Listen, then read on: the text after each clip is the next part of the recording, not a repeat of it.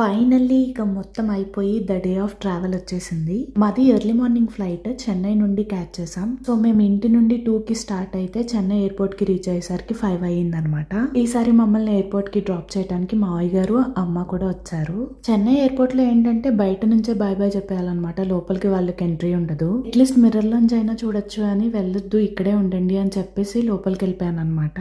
ఇక ప్యాకేజింగ్ అది ఇచ్చేసి కొంచెం వెయిట్ ఎక్కువ వచ్చినా గానీ ఇతను చాలా మంచి అతను. సో వదిలేశారు. వాళ్ళకి నేను వీడియో తీస్తుంటే నాకు అమ్మ వాళ్ళు వీడియో తీస్తున్నారు. సో ఫైనల్లీ బాయ్ బైలు అన్ని చెప్పేసుకున్న తర్వాత ఫ్లైట్ అయితే బోర్డ్ అయిపోయాం. మేము ఎక్కిన ఫ్లైట్ విస్తారానే గానీ విస్తారా ఎయిర్ ఇండియాలో కలిసిపోయింది కాబట్టి ఎయిర్ ఇండియా ఫ్లైట్ ఎక్కాము. ఢిల్లీలో ల్యాండ్ అయిపోయి ఢిల్లీలో కాస్త తినేసి దాని తర్వాత మళ్ళీ ఢిల్లీలో చెక్ ఇన్ అది చేసుకుని ఢిల్లీ నుండి డైరెక్ట్ ఫ్రాంక్ఫర్ట్ ఫ్లైట్ అనమాట. 8 hours ఫ్లైట్ ఇది. ఢిల్లీ క్రాస్ అయిపోయామంటే ఆల్మోస్ట్ ఇంక ఇండియా బోర్డర్ క్రాస్ అయిపోయినట్టే. ఇక జర్మనీ అయితే రీచ్ అయిపోయాం. So finally back to home. మళ్ళీ కలుసుకుందాం అండి మరి.